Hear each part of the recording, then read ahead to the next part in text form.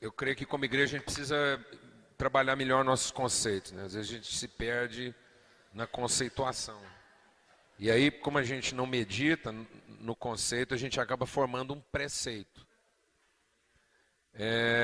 Há uma confusão entre submissão e subserviência. E a subserviência seria uma obediência incondicional. Nós só devemos obediência incondicional a Deus. E a palavra de Deus diz que uma das expressões do Espírito de Deus na nossa vida é que nós vamos nos submeter uns aos outros. E essa submissão não implica numa obediência incondicional.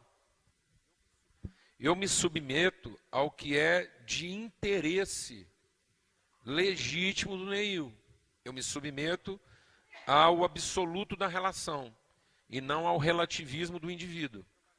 Para trabalhar melhor um conceito de fidelidade. Eu não posso ser fiel ao Neil. Eu tenho que ser um fiel para ele. Se eu fosse fiel ao Neil, cada vez que ele errava, eu tinha que errar junto com ele, porque eu estou sendo fiel a ele. Ele entorta, eu entorto junto. Então nós teríamos que fazer uma régua que mentisse. Um prumo que mentisse. A parede entorta e o prumo é fiel à parede. Não, o prumo é um fiel para a parede. Se a parede entorta, ele continua no prumo para dizer à parede que ela está torta.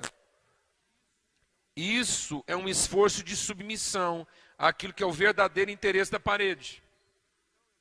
Então eu tenho que ser fiel para com o meu irmão na relação.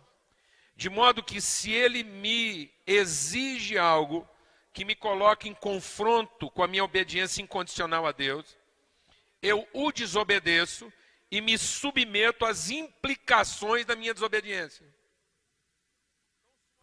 Então, se uma autoridade civil me obriga a fazer alguma coisa que me coloque em franca desobediência ao que Deus está dizendo que eu tenho que fazer, eu desobedeço à autoridade e me submeto às penas da lei. Porque eu sou um fiel para a sociedade. Na minha insubmissão, eu não estou defendendo o meu interesse. Ou melhor, na minha desobediência, eu não estou defendendo o meu interesse. Na minha desobediência, eu estou defendendo o interesse daquele que está em erro. Então, se tem uma coisa segura nessa vida, é cometer erros contra homens de Deus. Então, se tem um cara que diz que é um homem de Deus, eu estou seguro de errar com ele. Eu não preciso se preocupar de errar com ele. Porque quando eu erro contra um homem de Deus, ele vai me tratar bem, de maneira justa, vai perdoar meus pecados e vai me conduzir à verdade. Eu estou ajudando o ministério dele. Então eu não preciso ter esse medo. Glória a Deus, amém. Eu estou valorizando a relação. Agora, se eu cometo um erro com ele e ele me trata mal, então está patente que ele não é um homem de Deus. Então eu não tenho essa obrigação de ficar aqui perdendo noite de sono para saber aonde vai esse nível de obediência. Mas eu me submeto à relação, eu me submeto à legitimidade da relação, à honestidade da relação. E sofro as penas implicadas nisso. Então, as mulheres, por exemplo, têm sofrido muito com essa questão da submissão incondicional. A submissão da mulher não é subserviência, é submissão naquilo que é de interesse legítimo da relação. Então é possível que ela desobedeça e se submeta. Eu posso desobedecer uma autoridade colocada sobre a minha vida quando ela está laborando em erro. E submeto-me às implicações dessa desobediência. Alguém vai ficar nervoso, a chapa vai ficar quente, a comunicação vai ficar difícil, eu me submeto a isso. Em favor da relação. É justamente porque eu respeito a relação que eu quero ser um fiel para ele. Mas não vou ser fiel a ele no seu erro. Eu tenho a responsabilidade do enfrentamento naquilo que está errado. E onde está a minha submissão? É que eu vou sofrer as penas implicadas nesse enfrentamento. Inclusive o risco de ser mal interpretado. Agora, o que muita gente faz é que ele percebe alguém em erro e ele prefere criticar. E quando ele critica e se ausenta da relação e não confronta, ele só está defendendo uma única pessoa. Ele mesmo. Ele está se safando de uma relação difícil. E quem se safa de uma relação difícil não é um salvo, é um safado. Então hoje em dia tem muita safadeza na igreja em nome da submissão. Safado quem manda e safado quem faz que obedece. Isso é uma promiscuidade. É uma relação de prostitutas. Onde um acusa o outro de sedução e o outro acusa de corrupção. Safadeza. Safadeza de membro que está vendo seus líderes laborarem em erro e não tem a ousadia, o compromisso com a vida desses homens no sentido de confrontá-los. E prefere o caminho mais fácil de abandoná-los. Não querem assumir o risco do enfrentamento. Safadeza. Uma igreja de safados. E não de gente salva que não tem medo da morte. Não tem medo do conflito. Amém, amados? Então, essa coisa da sujeição na igreja, ela é muito legal. Primeiro porque na igreja, não nos ajuntamentos, na vida da igreja, eu me sujeito ao irmão, a todos os irmãos. Como é que eu me sujeito ao irmão? Se eu for fazer alguma coisa e vai escandalizar o irmão, eu não faço. Estou me sujeitando a ele. Se eu vou fazer alguma coisa e o irmão não vai entender agora, ele não tem ainda o conhecimento necessário para entender, eu seguro. Estou me sujeitando a ele. Dando para ele espaço para conhecer primeiro, para ser edificado primeiro, etc. Os pastores têm de ser julgados. O Paulo disse, eu escrevo como a criteriosos, julguem o que eu estou falando. E aí a Bíblia diz, se você encontra um pastor que está fazendo um bom trabalho, trate-o com apreço e honre-o. Então, tratar com apreço e honrar é fruto de avaliei, concluí, disse, não, esse homem, essa mulher, está fazendo o trabalho de Deus mesmo. Vamos cuidar dele. Vamos cuidar dela. Essa gente está fazendo a vontade de Deus mesmo. Mas está sempre diante de quem? Diante do que o Pai ensinou. Porque a gente se submete ao Pai e aí se sujeita ao irmão para não desonrá-lo, para não escandalizá-lo, para não forçá-lo a alguma coisa que ele não está pronto e também para dizer a verdade para ele. Porque o único jeito de amar é dizer a verdade.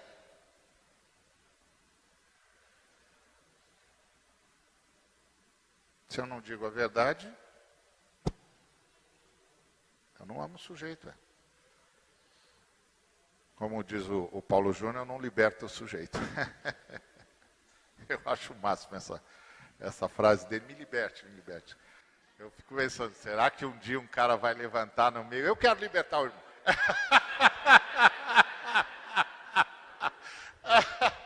Mas eu acho ótimo isso. Então, é assim que a gente honra o irmão. Como disse o Paulo Júnior, sendo uma régua para. Ô irmão, te amo de paixão, então eu preciso te falar um negócio. Se eu não te amasse, deixar você nesse negócio aí mesmo. Mas te amo de paixão, não vou conseguir dormir se eu não te avisar. Ó, isso aqui que você está falando não está na Bíblia, não. Não. Querido, o que você está falando não está na Bíblia, não. Mas eu sou o líder. Não. O líder é Jesus, né? Não é autor e consumador da nossa fé, a gente não tem que estar com os olhos postos nele. Então, eu estou olhando para ele e você não está olhando mais. Então, eu vim aqui, ó, Jesus virou ali, ó, e você não viu. Entendeu? Então, ó, você perdeu Jesus de vista. Ó, Jesus deu uma voltinha ali, ó ele lá, ó, vim aqui para te avisar onde é que ele virou. Você se perdeu do comboio. Então, agora, o bom apacentador precisa ser honrado mesmo. E nesse sentido, essa frase que o Paulo falou é muito grave.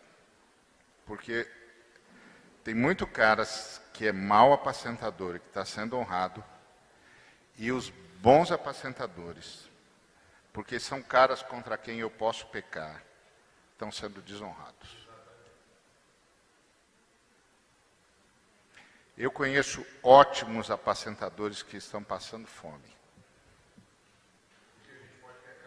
Porque a gente pode pecar contra eles. E eu conheço péssimos apacentadores que ninguém ousa pecar contra eles porque tem medo. É cruel. E isso que o Paulo falou é de uma gravidade assustadora. Assustadora.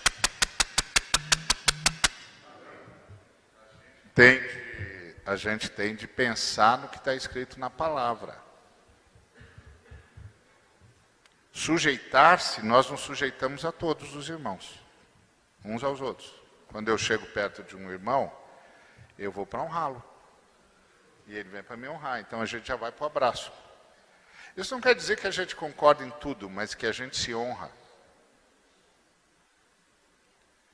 É por isso que nós temos a coragem de fazer um fórum.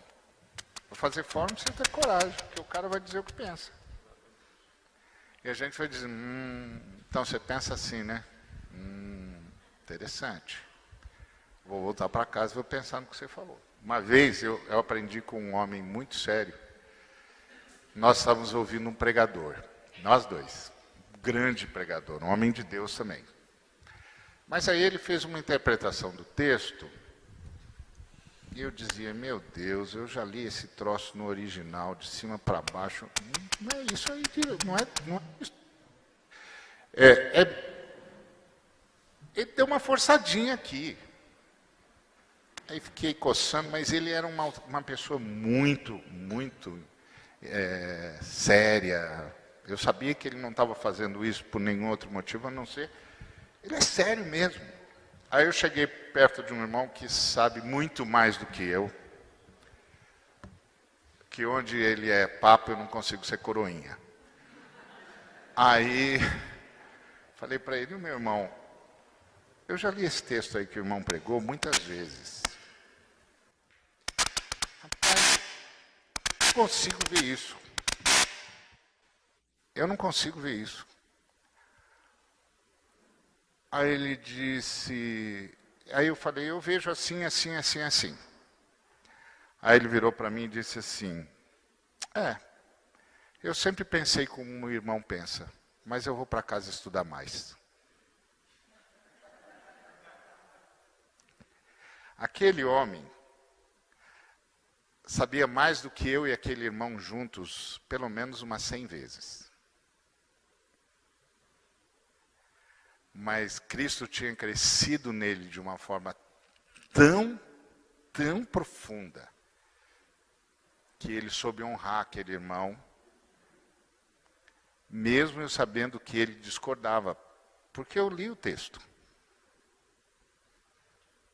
E eu sabia o que estava escrito lá, eu li.